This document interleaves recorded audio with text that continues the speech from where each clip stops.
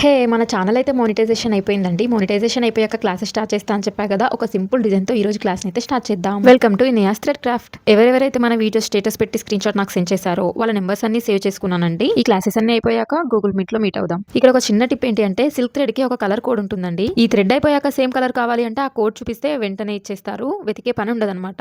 థ్రెడ్‌ని కోడ్‌ని పక్కపక్కన పెట్టి ఒక ఫోటో తీసి పెట్టుకుంటే బెస్ట్. నెక్స్ట్ టైం వెళ్ళినప్పుడు చూయించి ఈజీగా తెచ్చుకోవచ్చు. ఇంకొక టిప్ ఏంటి అంటే థ్రెడ్‌ని ఇలా ఒక డబ్బాలో వేసి కింద పెట్టుకొని చుడితే చిక్కులు పడకుండా ఉంటుందన్నమాట. నేను థ్రెడ్ చుట్టడం కోసం ఈ షీట్‌ని యూజ్ చేస్తున్నా. నాకు ఇది చాలా కంఫర్ట్‌గా ఉంటుంది. మీకేది కంఫర్ట్ ఉంటే అది యూజ్ చేయొచ్చు. ఇది 16 సెంటీమీటర్స్ ఉంది. 40 లైన్స్ చుట్టుకుంటాను. 16 సెంటీమీటర్స్ 40 లైన్స్ 26 బ్యాంగిల్‌కి కానీ 28 బ్యాంగిల్ కానీ ఈజీగా సరిపోతుంది.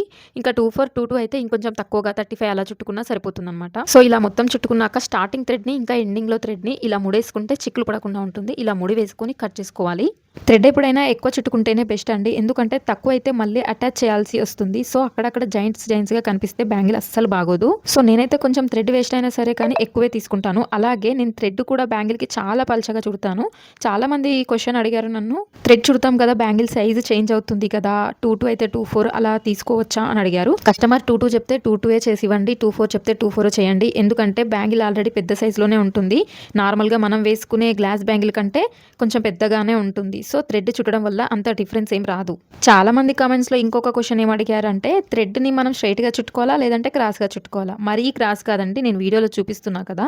అలా చుట్టుకోవాలి.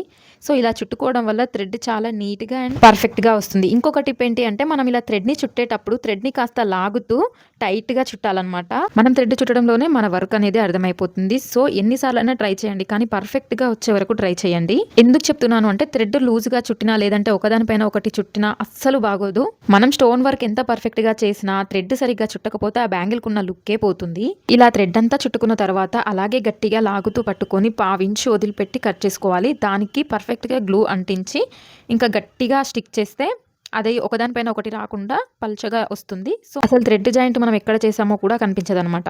ఈ బ్యాంగిల్ పైన సింపుల్ వర్క్ ఎలా చేశానో నెక్స్ట్ వీడియోలో చూపిస్తాను. ఈ వీడియోలో మీకు ఏదైనా డౌట్ ఉంటే కామెంట్ చేయండి. నెక్స్ట్ వీడియోలో డిస్కషన్ చేసుకుందాము. Okay, bye bye.